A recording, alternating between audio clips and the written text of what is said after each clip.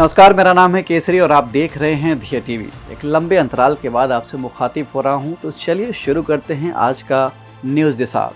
George R Martin की a song of eyes and fire नाम की एक उपन्यास है। इसी पर बेस्ड एक सीरीज आई थी गेम ऑफ थ्रोन्स। आप लोगों में से कई लोगों ने देखा होगा। इसमें एक जीव दिखाया गया है, डायर वुल्फ। एक्चुअली ये जीव कई हजार साल पहले ही धरती से विलुप्त हो गया था, यानी पूरी तरह से खत्म हो चुका था। लेकिन अब एक बार फिर से ये चर्चा में है। एक्चुअली हाल ही में अमेरिका की एक बायोटेक कंपनी कोलोसल बायोसाइंसेज ने ये क्लेम किया है कि उन्होंने 72,000 साल पुराने एक डायर वुल्फ की डीएनए से एक नई नस्ल का भेड़िया तैयार किया है और इसका नाम रखा है the dire wolf. The dire wolf को तैयार करने के लिए सबसे पहले ओहायो में मिले एक पुराने वुल्फ की हड्डियों और दांतों से डीएनए निकाला गया। इसके बाद उस डीएनए को आज के भेड़िए के ब्लड सेल से सिंथेसाइज किया गया, जोड़ा गया और फिर ये डीएनए एक सेल में डाला गया और उस सेल से एक भ्रूण तैयार किया गया, फीटस। और अब इस भ्रूण को एक सरोगेट डॉग्स के शरीर में डाला गया और कुछ हफ्तों बाद जन्म हुआ इस नए जंगली भेड़िए का। इस पूरे प्रोसेस को कहते हैं डी एक्सटिंक्शन का प्रोसेस। जैसे एक्सटिंक्शन होता है उसी का रिवर्स डी एक्सटिंक्शन।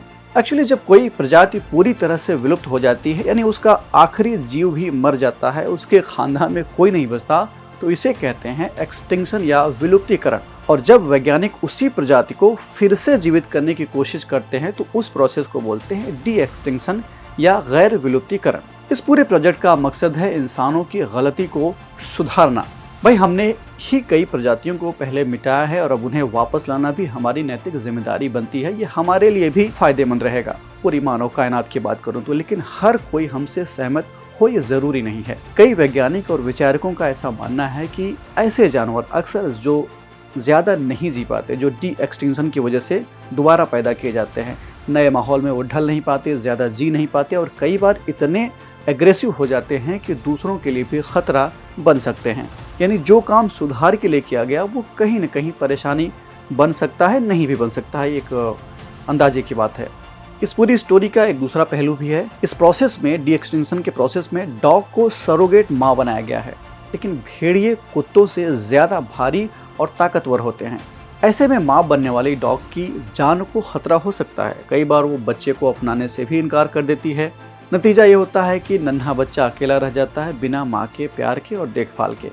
WWF की रिपोर्ट कहती है कि 1970 से अब तक 60% जानवर, पक्षी और मछलियां खत्म हो चुकी हैं। हर दिन दुनिया से 150 से ज़्यादा प्रजातियां खत्म हो रही हैं।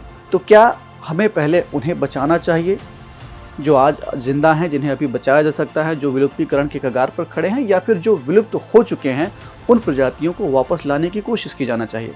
दोनों में से इसका जवाब आपकी नज़र में क्या होना चाहिए? मेरी नज़र में तो इसका जवाब वक्त ही देगा। तो अगर इस कहानी ने आपको रुककर सोचने के लिए मजबूर किया हो, एक बार फिर से रीथिंक करने के लिए आपको प्रमोट किया हो, तो इसे ज़रूर शेयर कीजिए, क्योंकि ये सिर्फ विज्ञान की कहानी नहीं है, ये हमारे भविष्य का भी सवाल है।